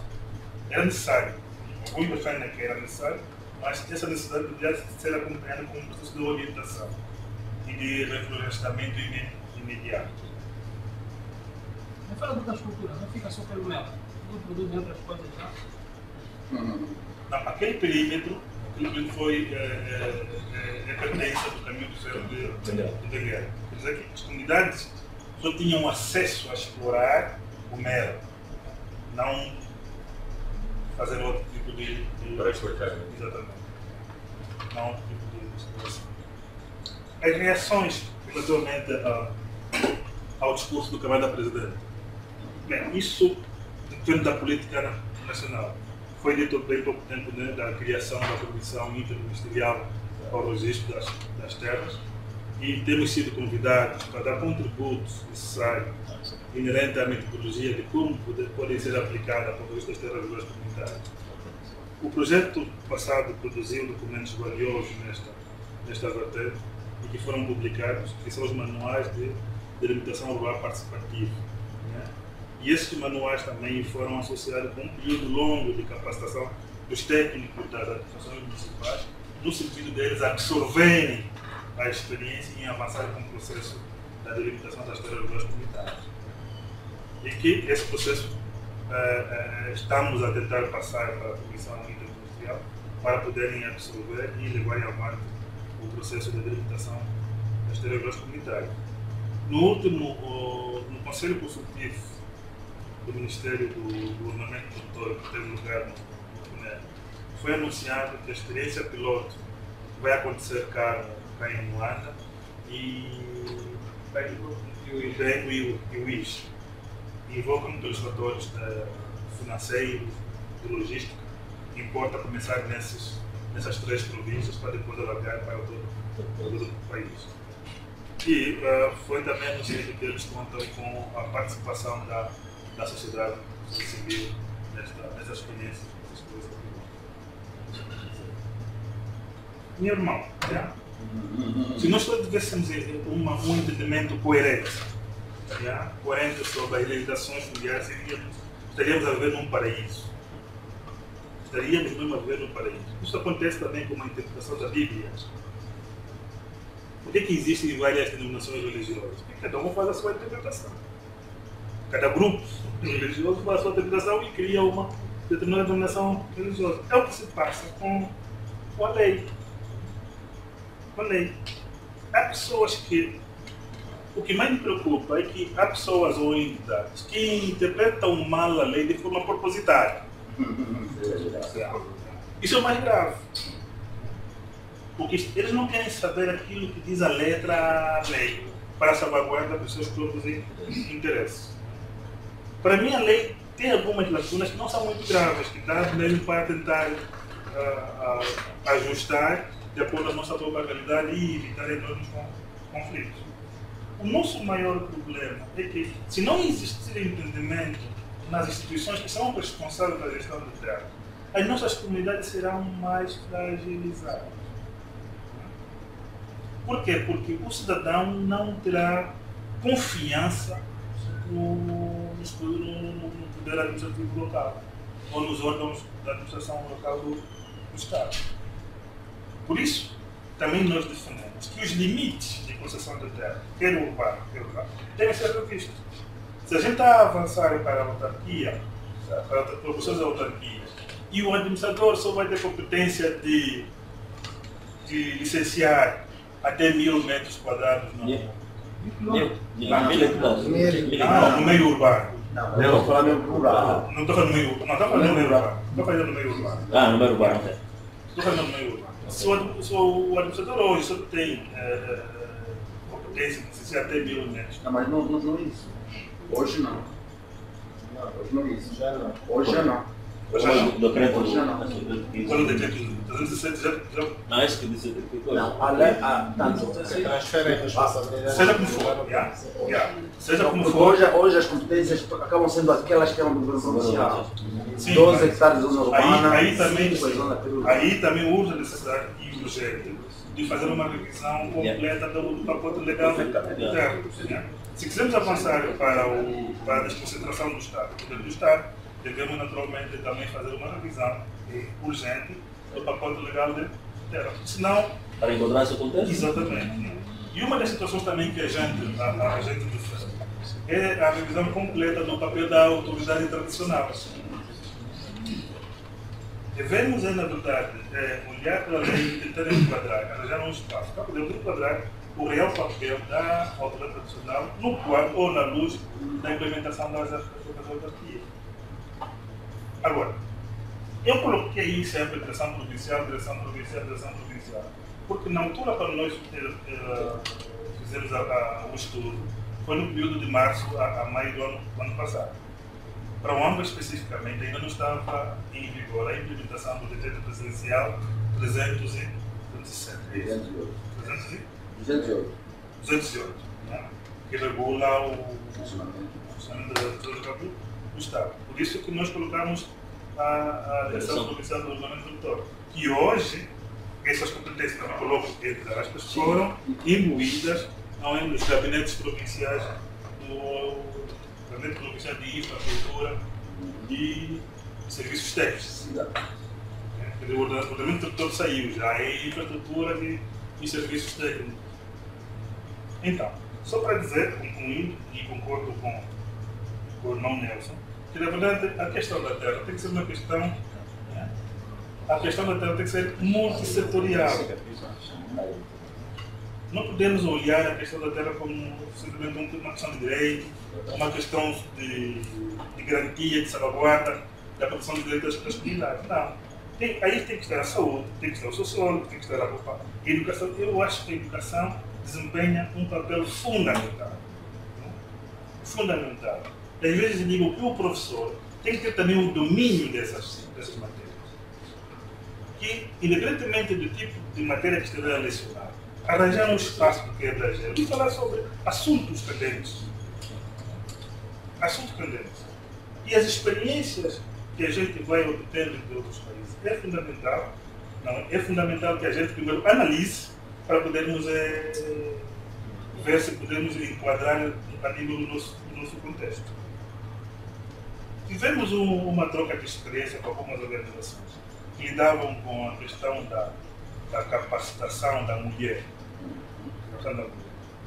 E na altura da avaliação do mesmo programa, houve sabores. Porque um grupo disse que não, disse claramente não, nós elevamos, na verdade, a capacidade econômica da família através da capacitação da mulher em microempreendedorismo. Então fomos para uma comunidade, um senhor num canto que estava a acompanhar o cenário levantou-se dizendo: meus senhores, eu antes dessa organização vir aqui na comunidade, eu era feliz com a minha esposa. Mas agora estou a pensar fortemente. Não, eu estou a pensar fortemente em divorciar. Por quê? Porque a minha esposa começou a ter dinheiro, já não há respeito.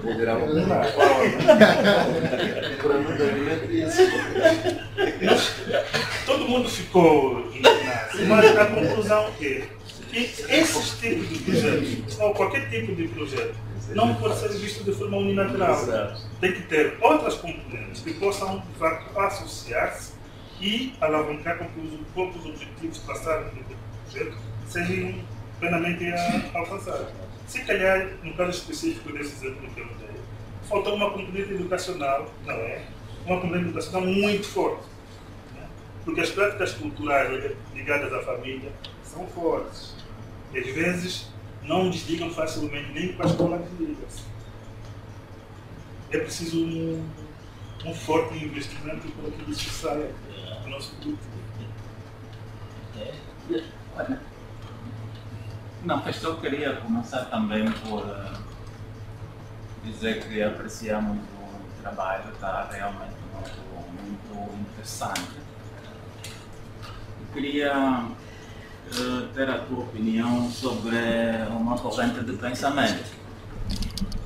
Há uma corrente de pensamento que acha que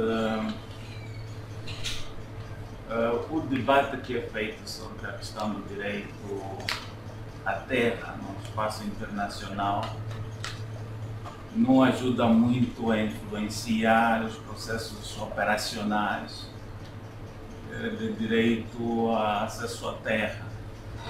esse debate é muito focado na linha de ver a terra como uma propriedade. A terra parece mais como algo comercial nesse debate.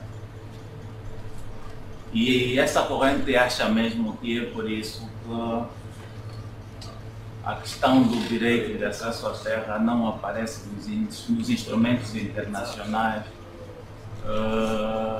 como um direito humano, na linha de um direito humano. Mas veja que questões como a questão da identidade cultural, o consumo espiritual e aspectos ligados até mesmo a questões sociais aparecem nos instrumentos internacionais como aspecto do direito humano. E isso é que cria esse vazio, porque quando se olha, por exemplo, para as comunidades indígenas, né, portanto, as famílias rurais, se vê que a questão da terra para essas famílias, para esse povo indígena, não é só uma questão econômica, não é só uma questão de propriedade, tem a questão também do consumo espiritual, tem a questão da cultura, tem a questão de vários aspectos sociais que desliga também, mas que não aparece nessa abordagem. Você acha que essa corrente de pensamento faz sentido? Qual é a tua opinião sobre isso? Essa é a primeira questão. A segunda questão tem a ver com um outro debate internacional, que é o uso social da propriedade. A terra é uma propriedade, se costuma considerar assim, e a terra tem que cumprir a sua função social. No desenvolvimento da apresentação do teu estudo, disseste que no Ambo, em algumas localidades, é possível encontrar terras assim, tipo abandonadas, mas é uma estratégia, né, de deixar a terra 2 anos para recuperar a fertilidade e depois voltar. Mas no meio disso tudo, não sei se isso está acontecendo no Ambo, no nosso país já temos estado a verificar pessoas que ocupam várias extensões de terra, mas não fazem nada. Mas se alguém depois quiser fazer algum trabalho, depois ele desaparece, somos os donos, isso é meu e tudo mais. Né? Você consegue sentir alguma preocupação no nosso país, no Ambo, relativamente a isso? O fato de que a terra tem que cumprir a sua função social. Não deve ser um espaço ocupado e fica só ocupado, não se faz nada. Achas que nessa altura para o nosso país também já há essa necessidade de discutir a função social da terra para combater essas ocupações que depois a terra fica ali quando as pessoas estão interessadas em trabalhar? O que é que você acha? Obrigado, Adriano. Eu vou lhe dar a palavra para fechar também já, responder às questões do Adriano e fazer as suas conclusões para fecharmos o debate. Obrigado.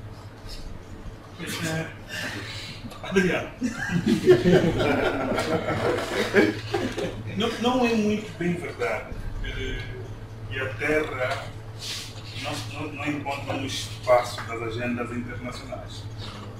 Isso não é bem verdade. Né? Porque a nível mesmo da União Africana há um espaço, não é? Há uma componente muito forte ligada à questão das terras. No sentido de salvaguardar. Só um detalhe. A terra não aparece nos instrumentos internacionais como assim aspectos como direito humano. Está bem? Mas ali. Eu já passei a palavra aí. Ok, Ricardo. Pelo poder que me conferido, eu passei a palavra ao fecho. Eu estou a dizer que não é muito bem verdade. Não estou a dizer assim que não é verdade. Ok. Entende? Porque na agenda da União Africana está lá bem consagrado que a terra, na verdade, é um fator de desenvolvimento a nível das comunidades ou dos países em subdesenvolvidos. Participamos recentemente também de uma conferência sobre terra a nível da África e para nós o nosso contexto foi completamente desajustado, porque foi o acesso à terra agrícola para a juventude. nós ficamos aqui a pensar, imagine cá em Angola, será que os jovens estão muito preocupados de ter terrenos para desenvolver projetos agrícolas? Não. É uma questão que a gente colocou. Eventualmente a resposta é esta. Não. Né? Por quê? Porque existe um enorme fluxo do êxodo rural. Estamos a investir fortemente no meio urbano, fazendo com que o meio urbano seja fragilizado. Eu falei agora do exemplo da senhora que mencionou de que o marido vendeu a cabeça de gado, preferiu comprar uma motorizada para fazer serviço de mototáxi na cidade. Porque acha que a atividade agrícola é muito mais cansativa e muito menos lucrativa do que a atividade de mototáxi na cidade. Quer dizer, de facto, né, os contextos é que são diferentes. Se a gente ver o contexto de acesso ao terra e direito à terra em África, com a Europa, é diferente, muito diferente. Concordo que devemos fortalecer os mecanismos de uma democracia muito mais internacional, no sentido de despertar os governos africanos para dar mais primazia à proteção do direito das próprias comunidades, principalmente as comunidades mais vulneráveis. Agora, meu irmão, nós quando falamos da terra, olhamos sempre a componente econômica, olhamos sempre a componente social, olhamos sempre a componente, para mim, o tema mais importante é a cultural, aquilo que entre aspas tu disseste. Hoje em dia, por exemplo, tem a centralidade de Loçana. Quando foi implantada a centralidade de Loçana, as pessoas até não estavam muito interessadas em perder o espaço, mas estavam mais preocupadas em como preservar o acocoto que estava ali integrado do rei do Loçana. Desculpa, não? Os restos, portais, túmulos. Quer dizer, os fatores culturais são muito mais, às vezes, importantes no seio da coletividade africana, do que em outros locais. Hoje em dia mesmo, se a gente quiser alavancar o nosso negócio, em qualquer ramo, se quiser alavancar o nosso negócio, aí dá a vertente econômica, tem que ter um espaço, é a terra que vai suportar. É a terra que vai suportar. Nós às vezes ficamos felizes quando somos convidados para casamento. Ficamos felizes. Vamos para o casamento e dançamos, mas ninguém tem a noção de pensar, né? Onde que esse casal vai viver? Como é que esse casal conseguiu um terreno se caso construído? Quer dizer, aí está a componente social. A social também é a vertente cultural. Por isso que a terra é de diversas propriedades, ou é de diversos âmbitos de abordagem. Para nós africanos, isso não é restringido unicamente cá em Angola. Há uma componente cultural muito mais forte. E disse mesmo logo que aqui é onde, na verdade, foi enterrado o meu umbigo. Isso falando na língua nacional umbundo. Quer dizer, tem uma relevância tal que tu começas a ter a noção de quão é importante o aspecto cultural ligado à questão da propriedade da terra. Meu irmão, nós estamos aqui a pensar como terminar com as ocupações de grandes parcelas de terra. Já se pensou, se calhar, se forem aplicados os princípios da taxatividade do solo, se calhar seria um mecanismo de desencorajar a ocupação das terras. É triste saber, eu repito, é triste saber, quando a gente leva comida da cidade para o campo. A gente está a ver os tais chamados fazendeiros estão a pararem no Linor, no AMO, está a comprar churrasco, para levar para o carro. Para diversificar a alimentação. É um grande paradoxo. Quer dizer, nós, às vezes, nos envaidecemos com a extensão de terra ocupada. não conseguimos ter a vaidade de produzir um pouco de terra que a gente Isso de comprar o churrasco. Capitão, não passei para lá. Desculpa, A festa já está terminando. É uma pergunta. Não. Já estamos a 5 minutos de festa. Pode continuar. Yeah.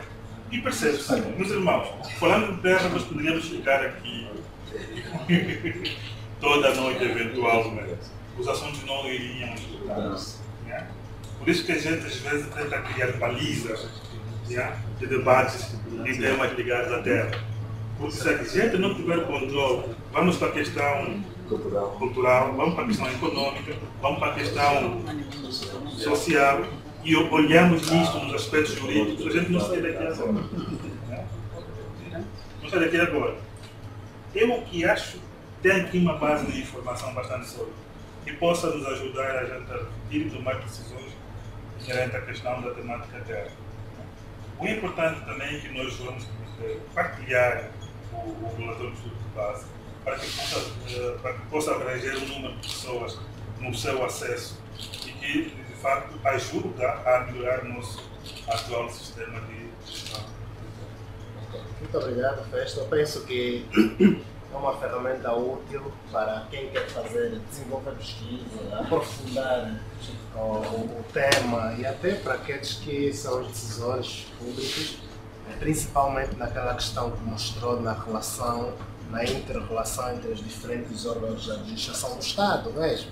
Quer dizer, às vezes há essa conflitualidade dos órgãos do Estado se entrarem mesmo em conflito entre si em termos de competências, em termos de tarefas. Pronto, então penso que é uma boa ferramenta, não vai nos dar as soluções, obviamente, mas é uma pista, porque saíram daqui assuntos muito interessantes que podem ser aprofundados, de fato. Então, muito obrigado, Festo, por esta apresentação. Desejamos a todos um bom dia, final do dia, e estaremos juntos a próxima semana. Dizer que provavelmente a próxima semana vamos ter mais um tema de terra. Estamos a dedicar, como vocês sabem, nós já anunciamos aqui que por mês nós estamos a dedicar assuntos temáticos. Quer dizer, este mês vamos dedicar à terra, o próximo mês vamos dedicar uma outra temática e assim sucessivamente. Obviamente que não é fácil encontrar preletores e lanço aqui o repto de pessoas que eventualmente vocês queiram indicar para estarem aqui nos debates. Daqui a pouco, arquiteto, se quiser partilhar conosco algum tema ligado à questão da terra, na base da sua experiência profissional, na base do seu conhecimento acadêmico, está aberto o espaço e podem falar comigo, com o colega capitão. Então, muito obrigado a todos mais uma vez.